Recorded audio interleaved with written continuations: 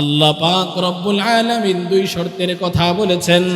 এক নম্বর শর্তের নাম হলো ঈমান, দুই নম্বর শর্তের নাম হলো তাকওয়া। ঈমান আনতে পারছি, এখন শুধু কাজ হলো তাকওয়া। আমি যদি এই মুহূর্তে তওবা করতে পারি, তওবা করে আমার মালিকের কাছে ক্ষমা চাইতে পারি, সমস্ত গুনাহ থেকে তওবা করে আল্লাহর কাছে ক্ষমা চাই, আল্লাহ এই মুহূর্তে আমাকে মাফ করে এই মুহূর্তে আল্লাহর ওলি বানায়া দিতে পারে। যদি কোনো ব্যক্তির মধ্যে দুইটা গুণ চলে আসে, যেই ব্যক্তির মধ্যে দুইটা গুণ চলে আসবে, ওই ব্যক্তির নাম আল্লাহর ওলির খাতায় উঠে যাবে। আল্লাহ পাক রব্বুল আলামিন বলেন, আল্লাযীনা আমানু ওয়া কানু ইয়াত্তাকুন।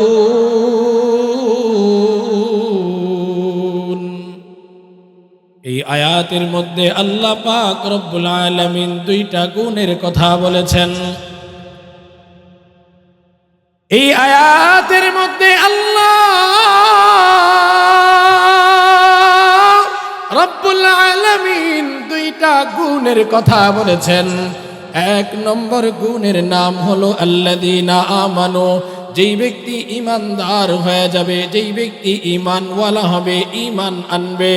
আমার ভাইরা, আমরা সবাই এইখানে যারা আছি, আমরা সবাই তো মুসলমান, কোনো সন্দেহ নাই। বোঝা গেল অটোমেটিক 50 নম্বর আমাদেরকে আল্লাহ পাক রব্বুল আলামিন মায়া করে, মহব্বত করে, ভালোবাসা, দয়া কইরা আল্লাহ রব্বুল আলামিন আমাদেরকে 50 নম্বর অটোমেটিক দয়া করে মহব্বত কইরাই দিয়া দিছেন। একটু জোরে কন্যা সুবহানাল্লাহ। এই দুনিয়াতে আল্লাহ রব্বুল আলামিন যত নিয়ামত দান করেছেন, সমস্ত নিয়ামতের মধ্যে আল্লাহ রব্বুল আলামিন আমাদেরকে দুইটা নিয়ামত এমন বেশি দান করেছেন, যেই দুইটা নিয়ামতের সাথে কোনো তুলনা নাই। দুনিয়াতে সবচাইতে বেশি আল্লাহ আমাদেরকে দুইটা নিয়ামত দান করেছেন। এক নম্বর নিয়ামতের নাম হলো ঈমান। ঈমান নামক নিয়ামত আল্লাহ আমাদেরকে দান করেছেন। এজন্য আমার ভাইরা, আল্লাহ পাক রব্বুল আলামিন বলেন, কোন ব্যক্তি যদি ঈমানদার হয়ে যায়, তাহলে সে অটোমেটিক 50 নাম্বার পেয়ে গেল। আর মাত্র 50 নাম্বার দরকার। ওই 50 নাম্বারের নাম হলো ওয়া কানু ইয়াত্তাকুন। কোন ব্যক্তি যদি ঈমান আনার পরে, কোন ব্যক্তি যদি গুনাহের কাজগুলো ছেড়ে দেয়, আল্লাহর ভয়ে তাকওয়া অবলম্বন করে, আল্লাহর ভয়ে গুনাহের কাজগুলো ছেড়ে দেয়, ওই ব্যক্তির নাম আল্লাহর ওলির খাতায় ওই ব্যক্তির নাম উঠে যায়। এই দুইটা গুণ কোন ব্যক্তি যদি অর্জন করতে পারে, দুইটা গুণ অর্জন করতে পারলে ওই ব্যক্তি আল্লাহর ওলি হয়ে যায়। এখন তো আমাদের মধ্যে ঈমান আছে, ঈমান আনার পরে এখন আমার কাজ কি? আমার ভাইরা, দিলের কান লাগায়া শুনেন, আল্লাহ পাক রব্বুল আলামিন দুই শর্তের কথা বলেছেন। এক নম্বর শর্তের নাম হলো ঈমান, দুই নম্বর শর্তের নাম হলো তাকওয়া। ঈমান আনতে পারছি, এখন শুধু কাজ হলো তাকওয়া। আমি যদি এই মুহূর্তে তওবা করতে পারি, তওবা করে আমার মালিকের কাছে ক্ষমা চাইতে পারি, সমস্ত গুনাহ থেকে তওবা করে আল্লাহর কাছে ক্ষমা চাই, আল্লাহ এই মুহূর্তে আমাকে মাফ করে এই মুহূর্তে আল্লাহর ওলি বানায়া দিতে পারে। হযরতে মুসা কালিমুল্লাহ একদিন আল্লাহ রব্বুল আলামিনকে ডাক দিয়া বলতেছেন, আল্লাহ, এই জামানার সব চাইতে বড় গুনাহগারকে আমি একটু দেখতে চাই। এই জামানার মধ্যে সব চাইতে গুনাহগারকে আমি একটু দেখতে চাই। আল্লাহ, একটু আমারে দেখাইবানি। আল্লাহ ডাক দিয়া কয়, রে মূসা,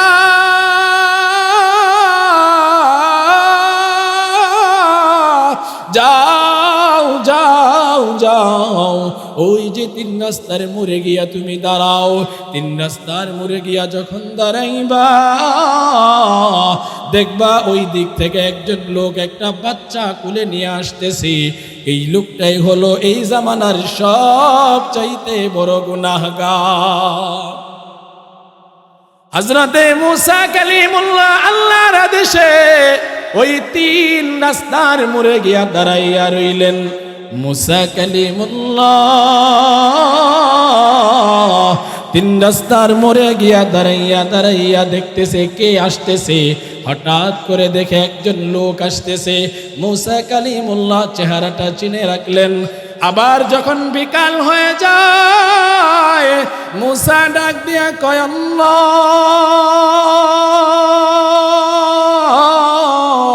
সকাল বেলায় দেখলাম এই দুনিয়ার সব চাইতে বড় গুনাহগার।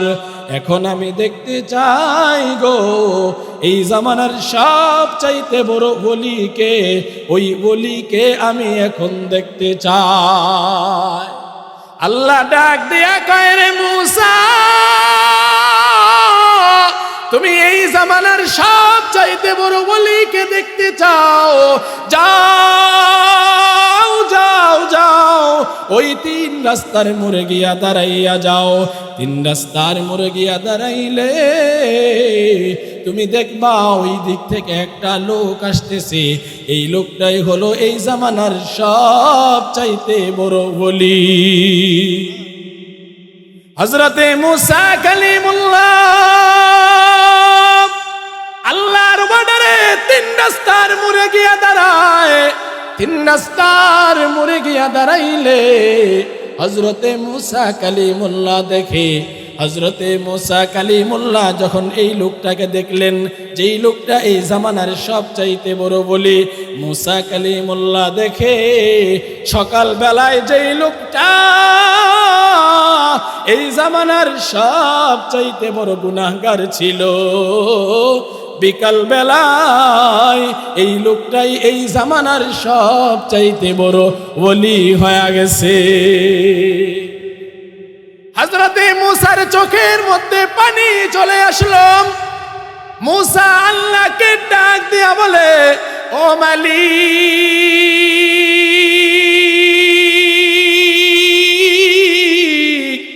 সকাল বেলায় দেখলাম এই দুনিয়ার সব চাইতে বড় গুনাহগার, আর এখন বিকাল বেলায় দেখতেছি এই জামানার সব চাইতে বড় ওলি হয়ে গেছে। কেমনে হয়ে গেল গো আল্লাহ, আমি একটু জানতে চাই। আল্লাহ ডাক দিয়া কয়, রে মূসা, সকাল বেলায় যখন তুমি এই লোকটাকে দেখছো, এই লোকটা একটা বাচ্চা কোলে নিয়ে হাইটা হাইটা যাইতেছে। আল্লাহর কসম রে মূসা, এই লোকটা দুনিয়ার অন্য কোনো দোয়ারে যায় নাই। এই লোকটা আমি আল্লাহর দরবারে ফিরেছি। এই লোকটা তার সন্তানটাকে নিয়ে পাহাড়ের উপরে চলে যায়। একটা জঙ্গল অতিক্রম করছিল। জঙ্গলের মধ্যে যখন যায়, সন্তানটা বাবাকে ডাক দিয়া বলে, সন্তানটা বাবারে ডাক দিয়া কয়, আব্বা, তুমি আমারে জঙ্গলের মধ্যে কেন নিয়ে আসছো? তুমি কি আমাকে মেরে ফেলবা নাকি? বাবা ডাক দিয়া কয়, না না না, আমি তোমাকে মারার জন্য আনি নাই, বরং আমি বাবা তোমার উসিলা করিয়া আমি বাবা বাঁচতে আইছি। একটু জোরে কন্যা সুবহানাল্লাহ। আমি কেন পাহাড়ের উপরে আসছি তুমি কি জানতে চাও? আমি পাহাড়ের উপরে আসছি রে বাবা, আমি জঙ্গল থেকে পাহাড়ের উপরে যাব, পাহাড়ের উপরে যাব এই কারণে যাব, সারাটা জীবন আমি কাটাইছি গুনাহের কাজ করে, আমার আল্লাহর নাফরমানি করে কাটাইছি। আমি আর নাফরমানি করতে চাই না, আমি আর গুনাহের কাজ করতে চাই না, এই কারণে তোমাকে নিয়ে আসছি। আমি তো গুনাহগার, কিন্তু তুমি তো কোনো গুনাহ নাই, তুমি তো মাসুম বাচ্চা। হইতে পারে আল্লাহ রাব্বুল আলামিন তুমি নিষ্পাপ বাচ্চার উসিলায় আল্লাহ আমার দোয়া কবুল কইরা আমাকে মাফ করে দিতে পারে। এই কারণে আমি তোমাকে জঙ্গলের মধ্যে নিয়ে আসছি। ও সন্তান, যাও যাও, তোমাকে আমি মারবো না, যাও সামনের দিকে আগাও। বাবা তার সন্তানটাকে নিয়ে সামনের দিকে আগাইতেছে, সামনের দিকে আগাইতেছে। একটু দূর যাওয়ার পর দেখে, একটু দূরেই যাওয়ার পরে দেখে একটা পাহাড়। সন্তানটা বাবাকে জিজ্ঞাসা করে, বাবা এত বড় পাহাড়, এই পাহাড়ের চাইতেও বড় আরো কিছু আছে নাকি? বাবা তখন ডাক দিয়া বলে, পাহাড়ের চাইতেও বড় হলো আল্লাহর সমুদ্র। কয় বাবা সমুদ্রের চাইতেও বড় আরো কিছু আছে নাকি? বাবা ডাক দিয়া কয় সমুদ্রের চাইতেও বড় হলো আল্লাহর জমিন। সন্তান ডাক দিয়া কয়, বাবা সমুদ্রের চাইতেও বড় আল্লাহর জমিন, বলো না আল্লাহর জমিনের চাইতেও বড় কিছু আছে নাকি? বাবা চোখের পানি ছাইরা ডাক দিয়া কয়, সন্তান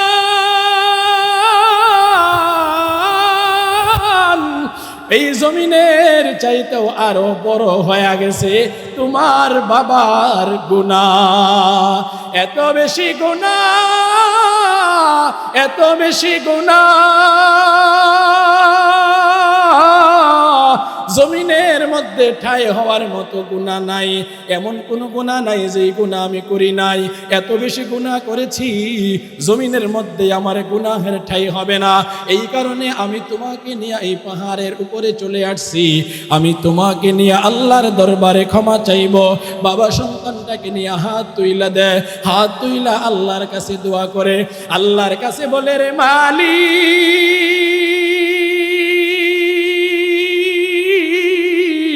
সারাটা জীবন কাটাইছি অন্যায় আর গুনাহ করে কাটাইছি, অন্যায় আর গুনাহ করে কাটাইছি, গুনাহ করতে করতে করতে করতে সারাটা জীবন কাটাইছি গো আল্লাহ। আজকে আমি তোমার দরবারে ফিরেছি গো আল্লাহ, তুমি আমারে ফিরাইয়া দিও না গো আল্লাহ। এইভাবে বলে বলে আল্লাহর কাছে ক্ষমা চায়। আল্লাহ পাক রব্বুল আলামিন শুনতেছেন। বাবা এই দিক দিয়া বলে, আল্লাহ মাফ করে দাও। সন্তানটা ডাক দিয়া বলে, রে আমার আল্লাহ, আমার বাবাকে তুমি মাফ করে দাও। এই বাবার সন্তান যখন নাকি কান্নাকাটি শুরু করে দেয়, আল্লাহ পাক রব্বুল আলামিনের জোশ উঠা যায়। আল্লাহ পাক রব্বুল আলামিন বলেন, মুসা, এইভাবে যখন নাকি বাবার সন্তান কান্নাকাটি করে, বাবা তো গুনাহগার, কিন্তু সন্তানের তো কোনো গুনাহ নাই। আমি আল্লাহ সহ্য করতে পারি নাই রে মুসা, আমি আল্লাহ এদের দোয়াটা এমন ভাবে কবুল করেছি, এমন ভাবে কবুল করেছি। ও মুসা রে, সকাল বেলায় ছিল এই দুনিয়ার সবচাইতে বড় গুনাহগার, আমি আল্লাহ তার দোয়াটা এমন ভাবে কবুল করেছি, বিকাল বেলায় আমি আল্লাহ এই জামানার সবচাইতে বড় ওলি বানায়া দিয়েছি। আহাদুল লাইসা কামিথলি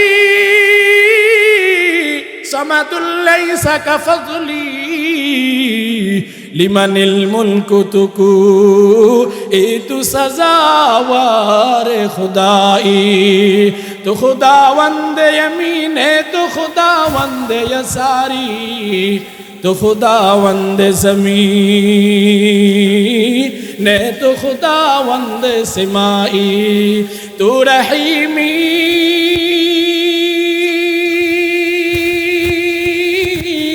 तू करीमी तू বসীরি তু মুঈদ্দি তু মুদিল্লি তু মালিকিল আরশি ওয়াজাই। একটু জোরে বলেন না আল্লাহু আকবার।